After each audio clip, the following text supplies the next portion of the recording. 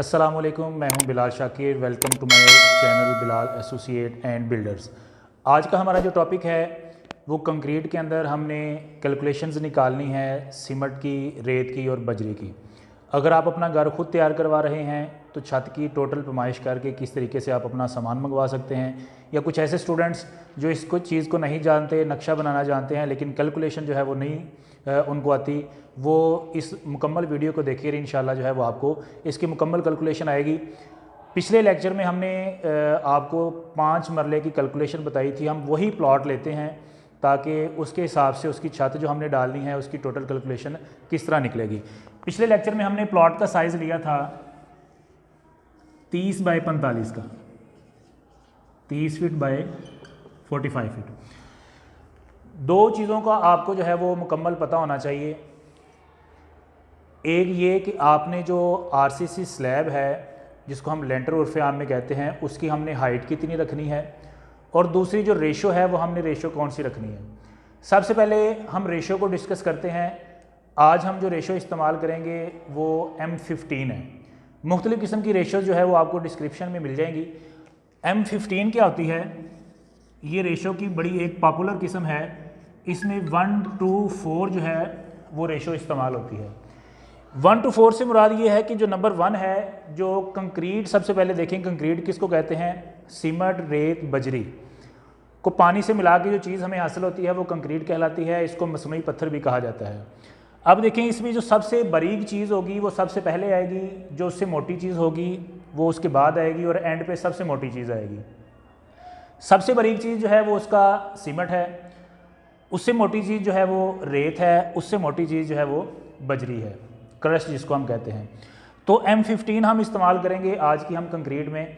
इसमें नंबर 1 जो है, अगर हम तगारियाँ इस्तेमाल कर रहे हैं जिसको हम दाबड़े कहते हैं, नंबर 1 जो है, एक तगारी जो है वो हमारे पास सीमेंट की आएगी, 2 तगारियाँ जो हैं वो हमारे पास है उसकी आएंगी, रेत की आएंगी, और 4 तगारियाँ जो हैं हमारे पास बजरी, एग्रीकेट या जिसको हम क्रश कहते हैं उसकी आएंगी।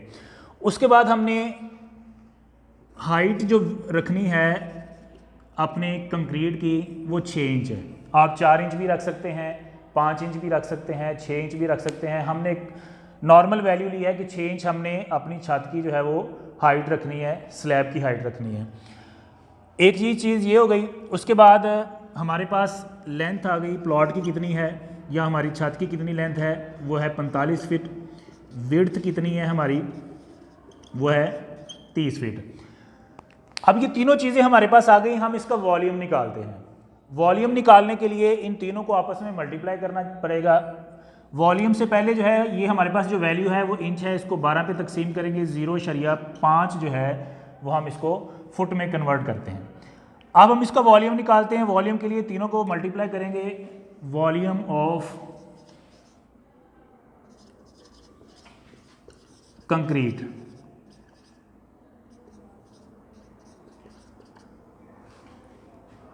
(0.5 ज़रब 45 ज़रब 30), इन तीनों को आपस में मल्टीप्लाई करेंगे तो हमारे पास जवाब आया 675 क्यूबिक फीट।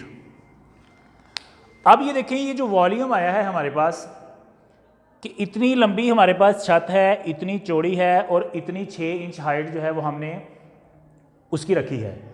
उसके अंदर पानी शामिल किया है। पानी शामिल करके हमारे पास जो टोटल वॉल्यूम उसका निकला, ये इतनी आपकी छत की जो है वो मुकम्मल तैयारी आ गई। लेकिन जब हम बाज़ार से मटेरियल लेते हैं वो ड्राई होता है। ड्राई का जो वॉल्यूम है वो थोड़ा सा ज़्यादा होता है।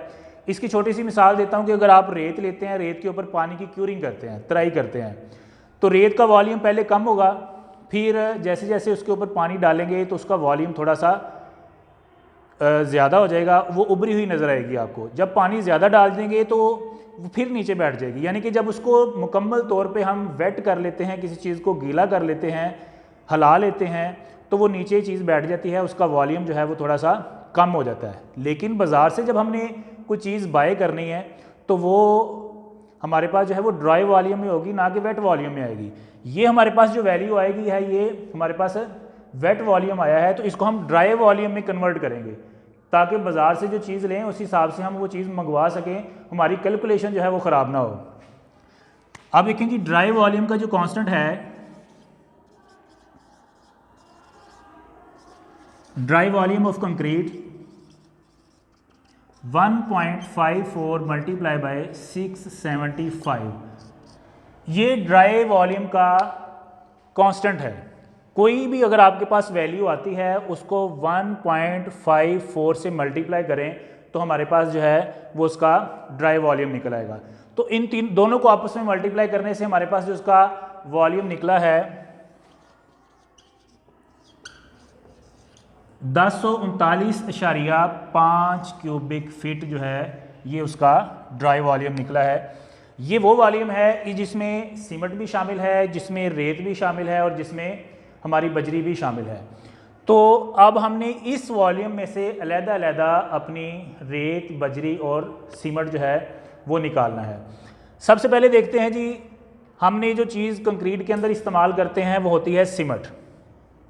सीमेंट की कंक्रीट की जो रेशो है वो हमारे पास 1:4 है, जिसमें सीमेंट जो है वो हमारे पास 1 रेशो के अंदर है। वर्किंग शुरू करने से पहले, उसकी कैलकुलेशन निकालने से पहले आपको इसका सम ऑफ रेशो निकालना पड़ेगा। सम ऑफ रेशो से मुराद ये है कि तमाम रेशोज़ को जमा करेंगे 1, 2, 4, हम इनको प्लस कर देंगे, ये आ गया हमारे पास 7। इसमें पहली जो मकदार है वो सीमेंट की है तो हम सीमेंट की वैल्यू निकालेंगे। तो quantity of cement,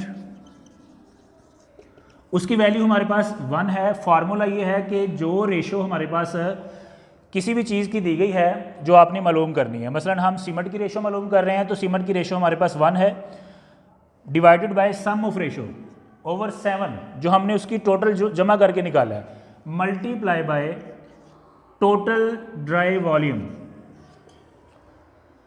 1/7 multiply by 1039.5। तो हमारे पास जो जवाब आया वो आया है 148.49 क्यूबिक फीट। हमारे पास इतने क्यूबिक फीट जो है वो सीमेंट इस्तेमाल होगा, लेकिन बाज़ार से जो हमें सीमेंट है वो क्यूबिक फीट के अंदर नहीं मिलता, वो हमें बैग्स में मिलता है 50 kg की पैकिंग के अंदर। तो ये कांस्टेंट है, हम इसको डिवाइड कर लेंगे 1.25 से।